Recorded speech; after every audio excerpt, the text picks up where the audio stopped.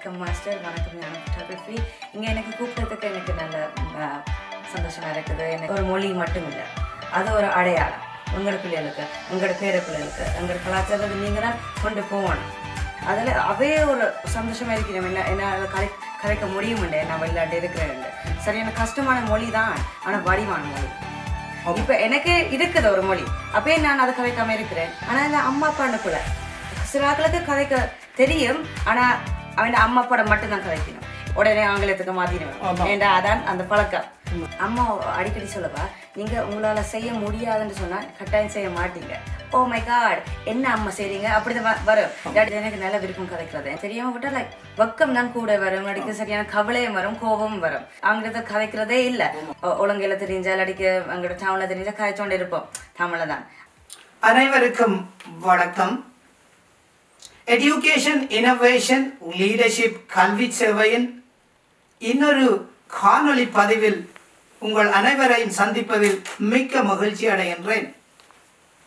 உலக மொழி தினம் கொண்டாடப்பட்டு வருகின்ற இந்த வாரத்தில் எமது தாய்மொழி தமிழை பற்றிய ஒரு கலந்துரையாடலை இங்கே நடத்தவிருப்பது மிக பொருத்தமான விடயம் என்றுதான் நான் கருதுகின்றேன். உலகெங்கிலும் அமெரிக்கா, கனடா, ஐக்கிய ராச்சியம் போன்ற புலம்பெயர் நாடுகளில் உள்ள தமிழ் மாணவ மாணவியர்கள் தமது பெற்றோர்கள் சகோதரர்களுடன் தமிழில் கதைப்பதில்லை, அவர்கள் தமிழை வீடுகளில் பாவிப்பதில்லை என்ற ஒரு குற்றச்சாட்டு இருந்து வருகின்ற பொழுதிலும் அதற்கு மாறாக இங்கே பல நாடுகளில் நமது மாணவர்கள் தமிழை பேசுகின்றார்கள். தமிழை சரளமாக மற்றவர்களுடன் பாவித்து அந்த தமிழுக்கு ஒரு பெருமை சேர்க்கின்றார்கள் என்ற விடயமும் ஒரு உண்மைதான். இதற்கு வலு சேர்க்கும் முகமாக இன்று நாங்கள் இங்கே சந்திக்கவிருக்கின்ற செல்வி சிந்தியா விக்டர் அவர்கள் கனடாவில் பிறந்து அமெரிக்காவிற்கு குடிபெயர்ந்து தற்பொழுது நியூஜெர்சி மாகாணத்தில் உள்ள நியூயார்க் நகரில் தனது பெற்றோர் சகோதரர்களுடன் வசித்து வருகின்றார். நியூஜெர்சி மாகாணத்தில் உள்ள ராட்கர்ஸ் பல்கலைக்கழகத்தில் 2வது வருடத்தில் தனது பட்ட படிப்பை தொடர்ந்து வருகின்ற சிந்தியா அவர்கள் தமிழை நேசிக்கின்றார். தமிழிலே தனது பெற்றோர்கள், சகோதரி ஆனா, நண்பர்கள், உறவினர்களுடன் தமிழிலே பேசுகின்றார். அவர்களுடைய தமிழ் வன்மையை நான் நேரிலே கண்டு வியந்த தருணங்கள் பல. செல்வி சிந்தியா அவர்கள் பரதநாட்டிய கலையை கற்றுத் தேர்ந்தவர். அத்துடன் பல சமூக சேவைகளிலும் ஈடுபட்டு வருகின்றார். இன்றைய தினம் அவரை நேரில் சந்தித்து அவருடைய தமிழ் ஆர்வத்தையும் தமிழ் வன்மையையும் பற்றியும் நான் கதைப்பதில் மிக்க மகிழ்ச்சி அடைகின்றேன். நன்றி சிந்தியா, உங்களுடைய பொன்னான நேரத்தை செலவழித்து இங்கே வந்து எங்களுடன் உங்களுடைய தமிழை பற்றி கதைப்பதற்கு வந்ததற்கு மிக்க நன்றி. எனக்கு இங்கே கூப்பிட்டதுக்கு இந்த இன்டர்வியூக்கு எனக்கு மிக சந்தோஷமாக இருக்குது. வர இந்த இனோவேஷன் எஜுகேஷன் அண்ட் லீடர்ஷிப்பை யூடியூப் சேனல் தொடங்கினது எனக்கு சரியாக சந்தோஷமாக இருக்குது. நீங்கள் இந்த உலகத்தில் இருக்கிற எல்லா பிள்ளைகளுக்கும் காட்டலாம் தமிழ் அவ்வளோ முக்கியமானது. நன்றி சிந்தியா. நீங்கள் கனடாவில் பிறந்து அமெரிக்காவுக்கு குடிபெயர்ந்து இங்கே உங்களுடைய பெற்றோர்களுடன் வசித்து வருகின்றீர்கள். வழமையாக மாணவர்கள் இன்னொரு நாட்டில் பிறந்து, அதாவது ஒரு வேற்று நாட்டிலே வசித்து கொண்டு வருகின்றவர்கள் தமிழை ஆழமாக கதைப்பதில்லை, பேசுவதில்லை. அது அப்படியான ஒரு பொது நிலைமை இருக்கின்றது.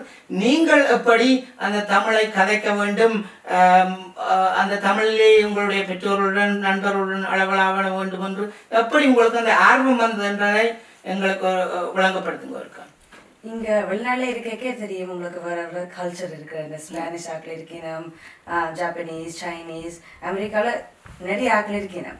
அப்போ அவைக்கு முன்னே ஒரு ஐடென்டிட்டி இருக்குது, அவைக்கு ஒரு மொழி இருக்குது, ஒரு சாப்பாடு இருக்குது. அவையோட கலாச்சாரத்தை எவ்வளோத்துக்கு அவை காட்டலாமோ காட்டினேன். ஸோ எனக்கு இருக்கிறது நானும் காட்டணும். எனக்கும் அந்த உங்களுக்கு ஒரு அடையாளம், மொழி அடையாளம், இன அடையாளம் இருக்கோ, அதை நீங்க மற்றவை காட்டணும் என்று விரும்புறீங்க. தமிழ் மொழி எவ்வளோ வடிவான மொழி. ஒரு ஆக்களுக்கு உடனே அம்மாவோட ஃபோனில் கதை கேட்க வெளியே கேட்கணும், நீங்கள் என்ன கதைக்கிறீங்க, அது அங்கேருந்து வந்தது, நீங்கள் எப்படி கதைக்கிறீங்க, அதில் அவே ஒரு சந்தோஷமாக இருக்கிறேன். என்னால் கதைக்க முடியுமுண்டே, நான் வெளிநாட்டில் இருக்கிறேன். சரியான கஷ்டமான மொழி தான், ஆனால் வடிவான மொழி. தமிழ் மொழியை நீங்கள் அதாதான் உங்களுக்கு அந்த தமிழை கதைக்க வேண்டும் என்ற ஆர்வமும் அக்கறையும் வந்தது என்ன? ஓகே, எனக்கு இருக்குது இப்படி சிலாக்களுக்கு என்னோட மொழியே இல்லை படிக்கிறது, அவே ஸ்கூலுக்கு போய் அவையே படிச்சு அப்படி கதைக்கணும்ல. இப்ப எனக்கே இருக்குது ஒரு மொழி, அப்பயே நான் அதை கதைக்காம இருக்கிறேன். வீட்டு கேட்க சில கொண்டாட்ட போயிட்டு பாருங்க, அவங்க அம்மா அப்பா சொல்லிக்கணும் இந்த பிள்ளை கதைக்கல இப்படி செய்யல, ஆனா இந்த அம்மா அப்பான பிள்ளை அவை கதைக்க வேணும்னா நீங்க கதைங்க வந்து பிள்ளையோட, நீங்க குறை சொல்லாதீங்க.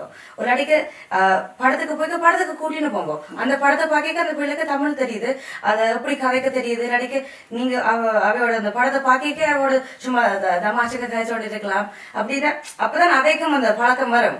நீங்க ஓகே இப்ப நாங்க கதைப்போம்னா அப்ப சில ஆட்களுக்கு கதைக்க தெரியும், ஆனா அவன் அம்மா அப்பாவோட மட்டும்தான் கதைக்கணும், இல்லாட்டிக்கு ஒரு இடத்துக்கு போய்க்க மட்டும்தான் கதைக்கணும். நான் இப்ப என் தங்கச்சி அக்காவோட இருக்கேக்க அப்படி அவை அதோட கதைக்க மாட்டேன், உடனே ஆங்கிலத்துக்கு மாத்திடுவேன். ஏன்னா அதான் அந்த பழக்கம்.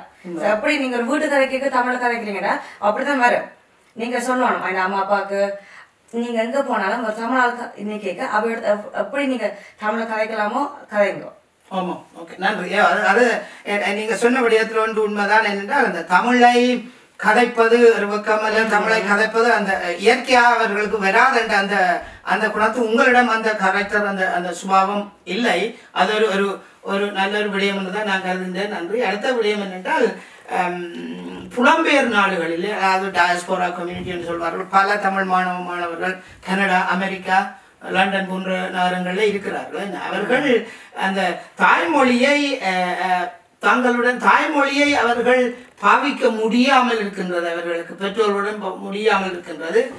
அது அந்த நிலைமை எப்படி இருக்கிறது என்று நீங்கள் நினைக்கிறீர்கள்?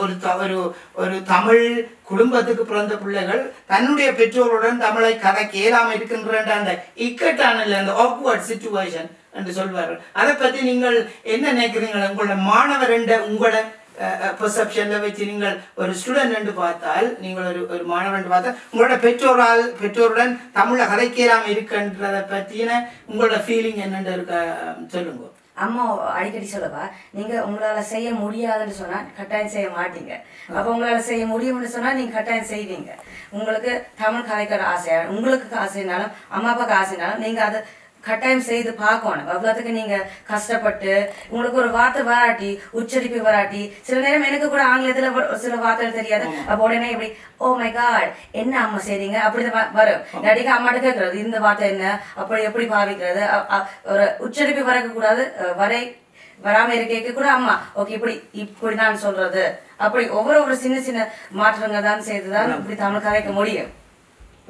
நன்றி. ஓகே, அந்த அந்த வகையில் என்னோட ஒரு கருத்து இருக்கின்றது என்னன்னா, நீங்கள் உங்களை போன்ற தமிழ் மாணவர்கள் பெற்றோர்களுடன் அந்த தமிழ் அவர்களுடைய உச்சரிப்பு வராவிட்டாலும் கூட அவர்களை அணுகி ஏதாவது ஒரு தமிழில் ஒன்றில் 50-50 என்ன 50% தமிழை என்றாலும் கதைத்து வருகின்ற பொழுது தமிழ் உங்களுக்கு தானாக வரும் என்று தான் நினைக்கின்றேன்.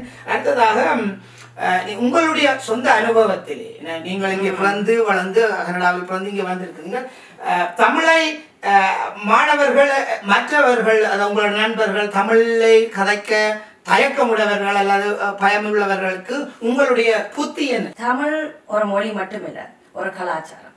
அதை நீங்க எவ்வளவுக்கு கொண்டு போறீங்களோ உங்களோட அம்மா அப்பா இருந்த காலத்துக்கு தாண்டி, உங்களுக்கு இருந்த காலத்துக்கு தாண்டி உங்களோட பிள்ளைகளுக்கு உங்களுக்கு பேர பிள்ளைகளுக்கு நீங்க அந்த தமிழை கொண்டு போறீங்கன்னா அது உங்களால தான் முடியும்.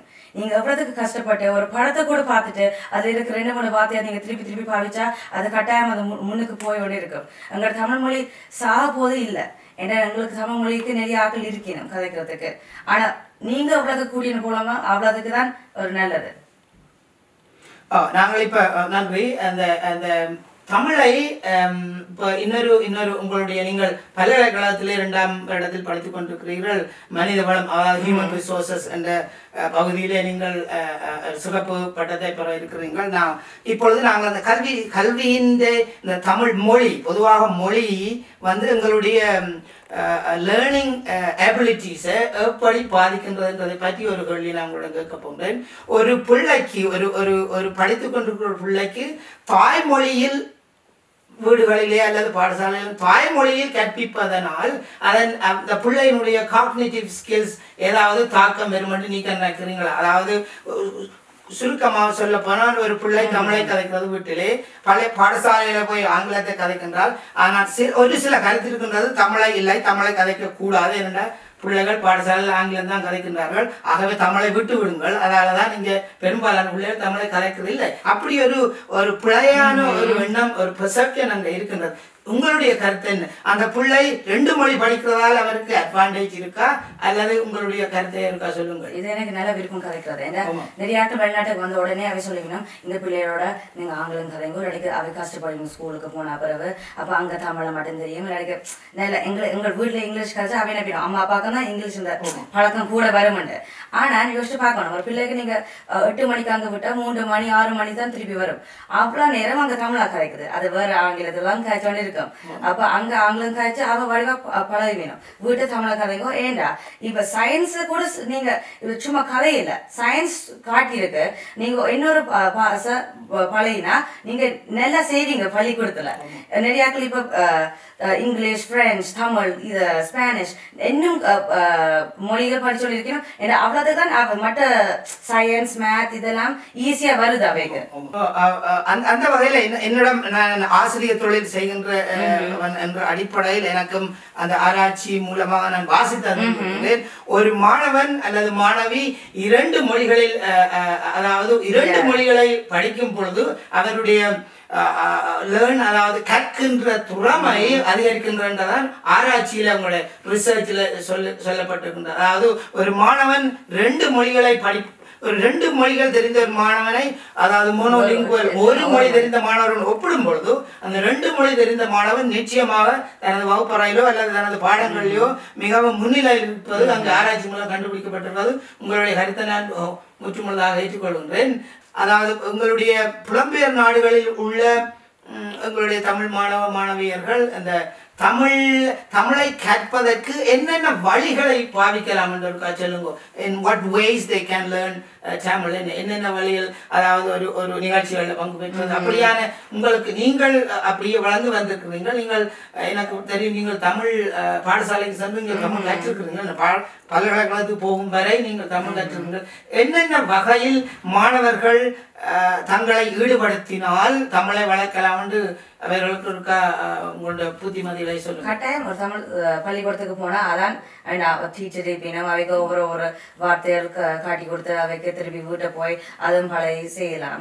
ஆனா மற்ற பிள்ளைகளுக்கு சில நேரம் விருப்பம் இருக்காது, பள்ளிக்கூடத்துக்கு போய் அது ஒரு வேலையா மாறும். அப்ப ஒரு படம் கூட, அதான் நான் அடிக்கடி சொல்றது, நீங்க ஒரு கார்ட்டூனை போட முதல் ஒரு தமிழ் படத்தை போட்டா, ஒரு பழைய காலத்து தமிழ் படத்தை போட்டாலும் அதுல நிறைய அதை பாரதியாரை பத்தி சொல்லுவீங்க, இல்லாட்டிக்கு அந்த எப்படி பேசுறது கதைக்கிறத பத்தி சொல்றது, எப்படி மட்டாக்கள் கதைக்கிறதா அதுல இருந்து பாப்பினோம். ஒரு தமிழ் கலாச்சாரம் எப்படி இருக்கிறது, எப்படி இருக்கணும் அங்க அந்த கிராமத்துல இல்லாட்டி வெளிநாட்டுல அப்படி எல்லாம் காட்டும் அந்த படத்துல. அப்ப அதே பார்த்தா அது அவைக்கு வழங்கும். அப்ப அதுல இருந்து ஒவ்வொரு வார்த்தையில தான் நானும் இப்படி படம் பார்த்துட்டு ஓகே இப்படி சொன்னவே இடைக்கு இப்படி ஒரு ஜோக் சொன்னே நான் வீட்டை போய் சொல்லுவோம், இப்படி அதை திருப்பி கொண்டு போனவங்க என்னெல்லாம்.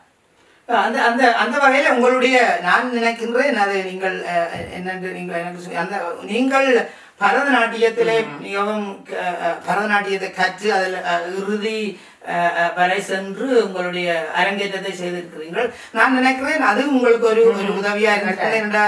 பரதநாட்டியம் பயிற்சி எடுக்கின்ற பொழுது உங்களுடைய ஆசிரியருடன் தமிழ் கதைக்கின்றீர்கள், அந்த பரதநாட்டியம் ஆடுகின்ற மற்ற மாணவர்களோடு இணைந்து தமிழை பேசுகின்றீர்கள்.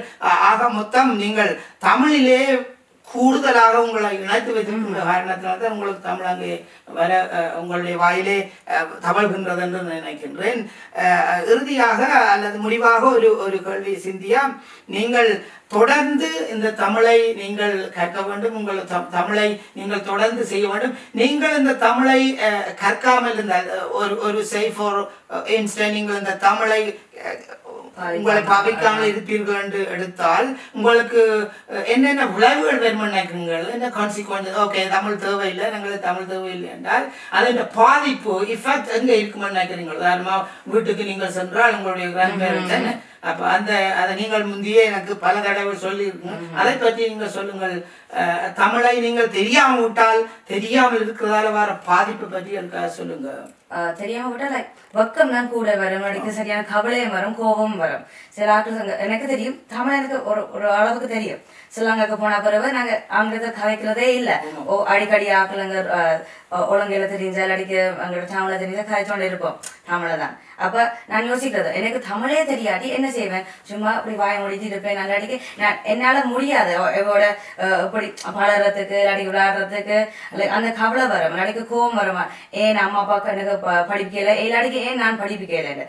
அம்மா எனக்கு சின்ன வயசுல தமிழ் படிக்கணும் உங்களை வீட்டு சேர்ந்துருந்துவா. அப்போ ஒவ்வொரு நாளும் 5 மணிக்கு அங்கே வீட்டு போனோம். நான் அழுறது பேசுறது எனக்கு வேண்டாம், என்னதுக்கு தமிழ் படிக்கணும், ஏன் அமெரிக்காவில் நினைக்கிறேன். நான் வந்த காலத்துல நிறைய தமிழ் ஆக்கள் இல்லை. அப்ப என்ன நினைச்சேன், ஓகே என்னதுக்கு நான் தமிழ் கதைக்கணும், உங்களுக்கு விளங்குது நான் இங்கிலீஷ்ல கதை கேட்க, தமிழ் படிச்சு எனக்கு என்ன நடக்க போகுது, எப்ப பார்த்தா இழுக்கிறது அப்படிலாம் பேசுறது. ஆனா இப்ப நான் தமிழ் பள்ளிக்கூடத்துக்கு போயிருக்க எனக்கு வெக்கம் இல்லை, எனக்கு ஆனா இப்பதான் நான் பழகுறேன். அப்ப நான் சின்ன பிள்ளைகளோட இருந்து அந்த அந்த சின்ன கிளாஸ்ல இருந்து கதைக்கிறது. ஆனா நானே யோசிக்கிறேன், நான் இப்ப இவையோட படிக்கிறேன். ஆனா அம்மா சொல்லிக்க படிச்சிருந்தா இப்ப என்ன கொஞ்சம் தமிழ் வாசிச்சிருப்பேன், நடிக்க வடிவா கதைச்சிருப்பேன், உச்சரிப்பேன் ஒரு ஒரு வசனத்தை. அப்ப அந்த கவலை இருக்கும், கோபம் இருக்கும், ஏன் நான் இப்படி செய்யல, இதான் என்ன மொழிதான், இப்ப நான் கஷ்டப்பட்டு படிச்சா எனக்கு வந்திருக்கும். ஒரு பக்கம் வரும் மட்டாக்கள் பாருங்க கதைக்கணும், அதுக்கு கலாச்சாரம் தெரியும், அதுக்கு வாசிக்க தெரியும், எழுத தெரியும். இப்ப நீங்க எழுதிட்டு எனக்கு தந்தா எனக்கு வாசிக்க தெரியாது, ஆனா சில ஆட்களுக்கு பக்கத்து கொடுத்தா அவைக்கு வாசிக்க தெரியும். அப்ப நான் யோசிப்பேன், ஏன் நான் இப்ப தமிழை படிக்கணும். நிறைவாக சிந்தியா, நீங்கள் புலம்பெயர் நாடுகளில் உள்ள தமிழ் மாணவ மாணவியர்களுக்கு என்ன சொல்ல விரும்புகிறீர்கள்? ஏதாவது கருத்துரை சொல்ல விரும்பினால் நீங்கள் அதை அவர்களுக்கு கூறலாம்.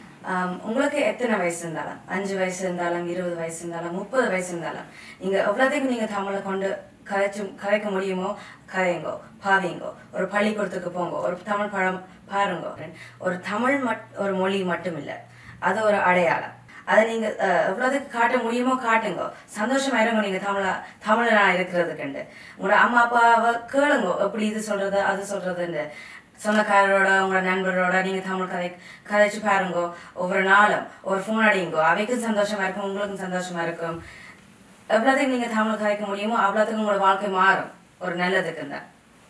நன்றி சிந்தியா. இறுதியாக நான் சொல்வது என்னவென்றால், இந்த புலம்பெயர் நாடுகளில் உள்ள தமிழ் மாணவ மாணவியர்கள் தயவு செய்து உங்கள் தமிழ் மொழி ஒரு இனிமையான மொழி, அது உலகத்திலே புகழ் வாய்ந்த மொழி. அந்த மொழியை நாங்கள் வீடுகளிலே குறிப்பாக எங்களுடைய புலம்பெயர் நாடுகளில் உள்ள மாணவ மாணவியர்களுக்கு எனது பணிவான வேண்டுகோள் என்றால், தமிழ் மொழியை நன்றாக கற்க வேண்டும். தமிழ் மொழியிலே உங்களுடைய பெற்றோர்களுடன் நீங்கள் கலந்துரையாட வேண்டும். அந்த தமிழ் மொழியை வளர்த்து கொண்டு வருகின்ற அந்த நேரத்தில் உங்களுடைய கலாச்சாரம், உங்களுடைய அடையாளம், தமிழன் என்ற அடையாளத்தை மேலோங்க வைப்பதை மூலம்தான் உங்களுக்கு உங்களுடைய செல்ஃப் ஐடென்டிட்டி, அதாவது உங்களுக்கு ஒரு அடையாளம் இருக்கும். எங்களுக்கு ஒரு மொழி இன அடையாளம் இல்லாமல் நாங்கள் வேறு நாடுகளில் வாழ்வது என்பது அது உண்மையில் அது ஏற்றுக்கொள்ளப்பட முடியாத ஒரு விடயமாகும்.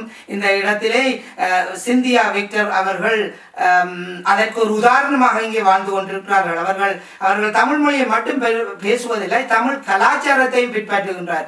எங்கு சென்றாலும் தமிழ் உடைகளை உடுத்து வருகின்றார், தமிழ் பண்பாட்டை பேணி பாதுகாத்து வருகின்றார்.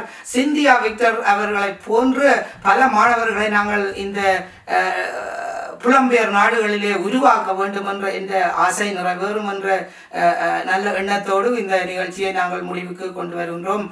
நன்றி சிந்தியா.